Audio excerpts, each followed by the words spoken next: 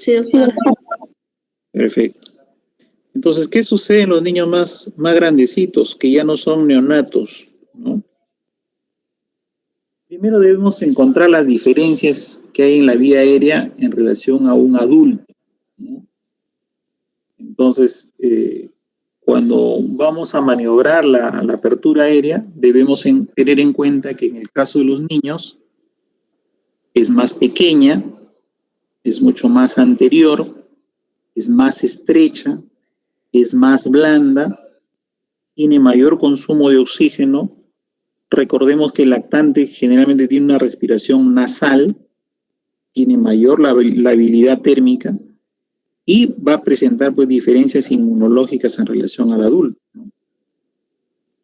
Recordemos que la mayor cantidad de cuadros de dificultad respiratoria en niños casi siempre son a consecuencia de cuadros virales, ¿no? Como la laringitis, laringotraqueitis, epiglotitis, infección de otorrinolaringológica, los abscesos retrofaríngicos. Bueno, estos son los más frecuentes, que son de origen viral, ¿no? Sin embargo, las infecciones otorrinolaringológicas pueden ser virales y también pueden ser bacterianas, ¿no es cierto? Un absceso retrofaríngeo que generalmente va a requerir un tratamiento antibiótico.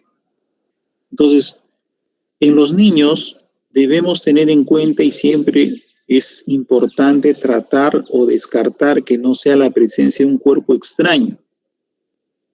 Por ejemplo, un lactante o un niño de 2 años a veces tiene la costumbre de meterse una alberja, por ejemplo, ya sea en el oído o en las fosas nasales.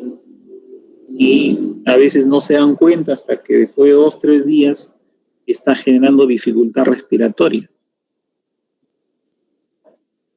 O lesiones por quemaduras, ¿no? O cuando hay inhalación, ingestión de cáusticos, que puede generar dificultad respiratoria, o traumatismo, ¿no? Un niño que se caiga porque se desvíe el tabique, posteriormente puede ser dificultad respiratoria. Otras causas, ¿no? En este caso ya de dificultad respiratoria baja, tienen bronquiolitis, ¿no? La bronquiolitis puede encontrar incluso desde un lactante de 1 mes, 2 meses, ¿no? Los cuadros de asma bronquial o crisis asmática, los cuadros de bronquitis, neumonía, ¿no? Que también, o sea, cualquiera de estos puede ser de origen viral y también bacteriano, ¿no? Un cuadro viral, un resfrío común en un paciente asmático, pues hace que hagas una nueva crisis, ¿no? Un cuadro de bronquiolitis en un prematuro, ¿no? Sobre todo si se ha contaminado con virus sincitial respiratorio, hacen cuadros severos incluso de bronquiolitis. Igualmente, en niños de 3, 4 años, siempre hay que descartar cuerpo extraño. A veces se llevan a la boca cualquier objeto y lo pueden pasar en forma desapercibida y no dicen nada hasta cuando ya hay realmente dificultad respiratoria. Igualmente hay que tener en cuenta las lesiones por quemadura, la inhalación, ingestión de cáusticos, el síndrome casi ahogamiento, traumatismos pulmonares o un edema secundario, edema pulmonar secundario, por ejemplo, un shock o una cardiopatía congénita, por ejemplo. Entonces son las causas más frecuentes en relación a los niños. Igualmente, ¿cómo debemos valorar la dificultad respiratoria de un lactante o un niño mayor? Igualmente debemos tener en cuenta si es que hay o no taquimia, es decir, si la frecuencia respiratoria está aumentada. Por lo tanto, estamos en la obligación de saber cuál es la frecuencia respiratoria normal de un niño, ¿no? Dependiendo de la edad que tenga.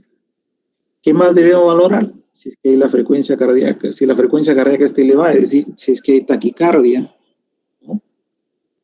Entonces, debemos saber frecuencia respiratoria y frecuencia cardíaca. Igualmente, ¿cómo están esos ruidos respiratorios? Recordemos que cuando auscultamos a un niño o cualquier paciente, El murmullo vesicular debe ser audible en ambos campos pulmonares y hay que buscar la presencia de estertores o ruidos agregados, que pueden ser roncantes, que pueden ser crepitantes, que pueden ser subcrepitantes, ¿no? Que puede ser un soplo, etcétera, etcétera. Verificar si es que hay aumento del trabajo respiratorio, es decir, si el niño o lactante está usando los músculos secundarios o músculos accesorios de la respiración. ¿Cómo está su estado de ánimo? Muchos de ellos están irritables, por la dificultad respiratoria genera irritabilidad. Hay que evaluar cómo está el nivel de conciencia, ¿no? Si es que hay hipoxia, puede haber disminución del nivel de conciencia. Y buscar cianosis, si es una cianosis periférica o si es una cianosis central.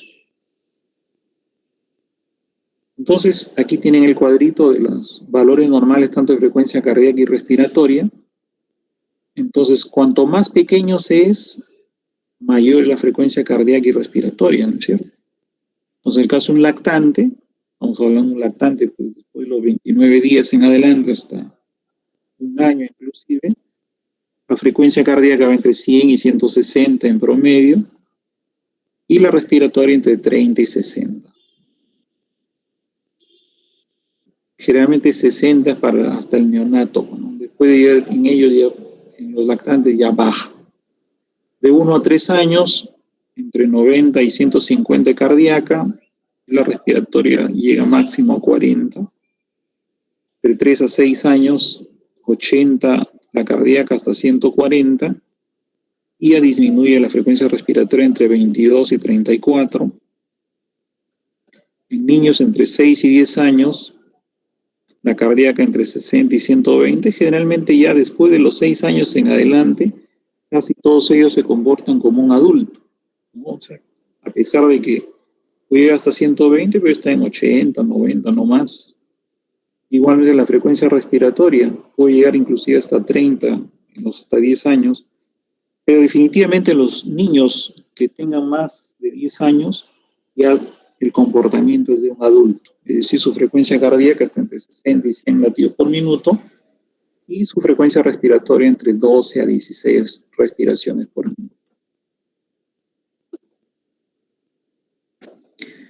Entonces, en los niños también hay algunos test que podemos evaluar desde el punto de vista respiratorio, ¿no?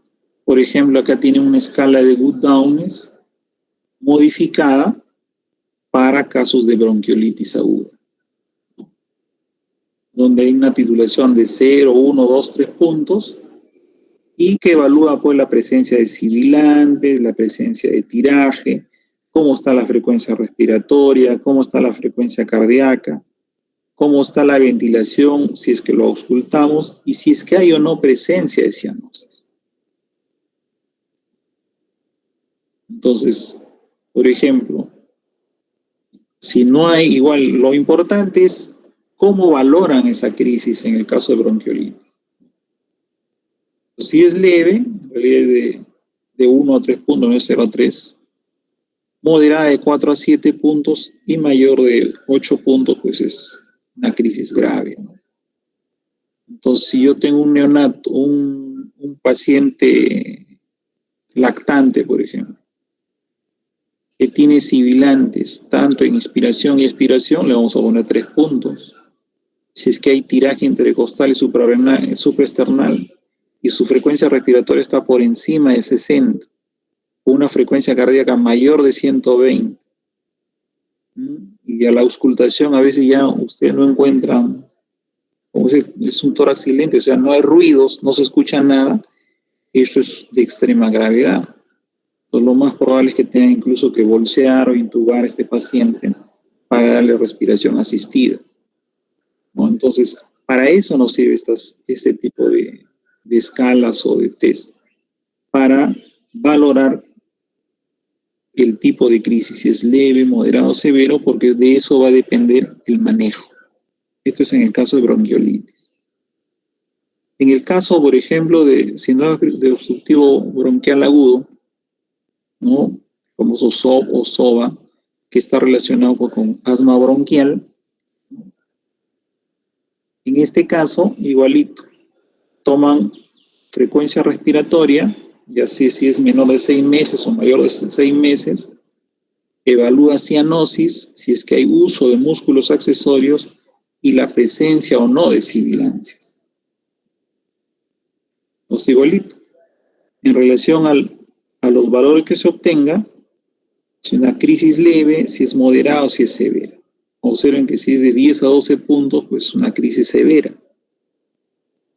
O sea, igualito. ¿Para qué sirve este score? Para evaluar si es dificultad respiratoria leve, moderada o severa y cómo debe manejarse. Entonces, no es lo mismo manejar una crisis asmática que un cuadro de bronquiolitis. Y aquí tienen otra escala, por ejemplo, en relación a la laringitis aguda, ¿no? La escala de Tausig. Igual, evalúa también 5 parámetros, donde evalúa estridor, tiraje, ventilación, color y cómo está la conciencia del paciente. Entonces, en función al puntaje que obtenga, si es menor o igual a 6 puntos, es leve, de 7 a 8 puntos es moderada y mayor de 8 puntos es severa o es grave. Entonces, para eso nos sirven estas escalas para evaluar la dificultad respiratoria. No olvidemos que en todo paciente pediátrico es importante ver la saturación de oxígeno y la toma de gases arteriales para obtener cómo está ese pH, cómo está la presión parcial de oxígeno, cómo está la presión parcial del CO2. Bien, preguntas, creo que ahí termina. Preguntas, por favor. Si hubiera. Doctor, la causa más frecuente de este síndrome de distrés respiratorio en neonatos, ¿cuál es? Y también en niños, la causa más frecuente. En neonatos, dependiendo, pues si es un paciente a término, es más frecuente la taquimia transitoria. Si es un paciente prematuro, la membrana hialina. En el caso de niños, dependiendo si es un lactante, los cuadros de bronquiolitis y lo otro, los cuadros de asma bronquial en niños mayores. Eso es lo más frecuente que tenemos, no solamente en Perú, creo que a nivel mundial. ¿Alguna otra pregunta?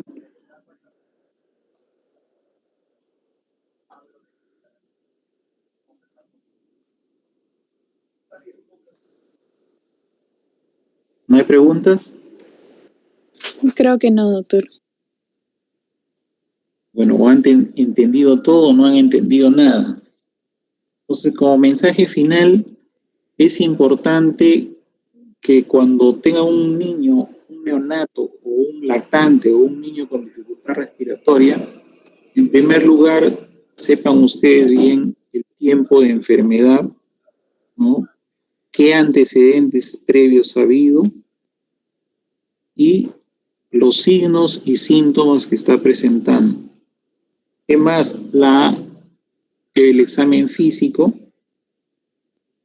y no se olviden tomar gases arteriales y saturación de oxígeno. Entonces, en función a ello, ustedes van a poder hacer una presunción diagnóstica, ¿no? Si es en el caso de un neonato, como les decía, es un paciente a término y la dificultad respiratoria se presenta entre las primeras 6 horas de vida y es a término, si nació por cesárea o presentación podálica, lo más probable es que sea una taquimia transitoria. Entonces la taquimia transitoria tiende a resolverse entre las 24, 48, máximo 72 horas. Pero si es un neonato prematuro, menos de 34 semanas, lo más probable es que sea una membrana hialina. Entonces, si tienen alta sospecha de membrana hialina, necesariamente tienen que utilizar surfactante, incluso antes de las 2 primeras horas de vida, ¿no?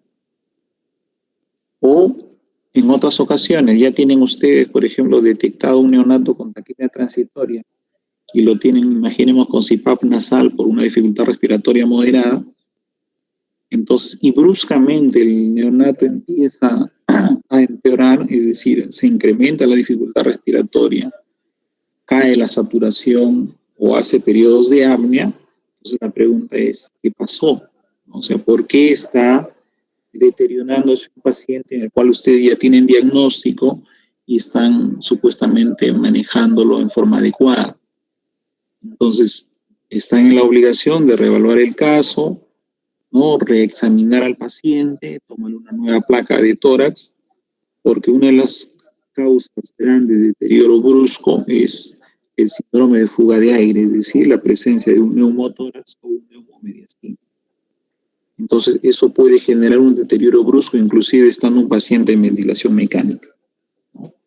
Entonces, si no se corrige en forma rápida u oportuna, el síndrome de fuga de aire puede generar incluso muerte del paciente, ¿no? Ese es en el caso de los neonatos. Hay ocasiones en que neonatos presentan cianosis e inclusive no hay soplo cardíaco, ¿no? Y no hay dificultad respiratoria, pero sin embargo son cianóticos, ¿no? Desde un inicio.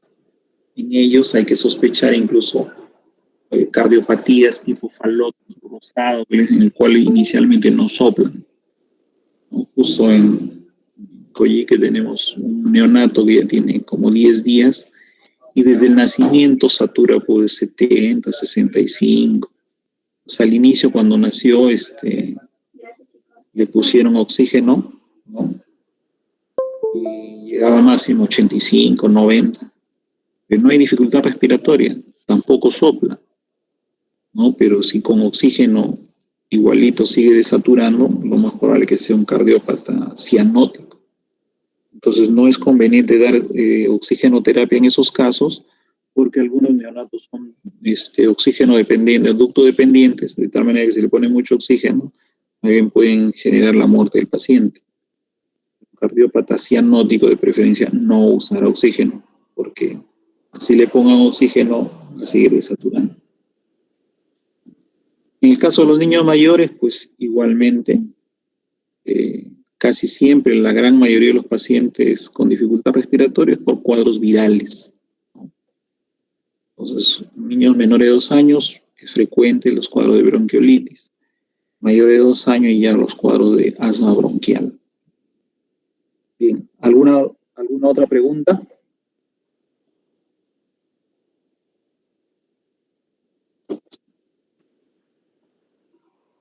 Bien, si no hay preguntas, ahí terminamos.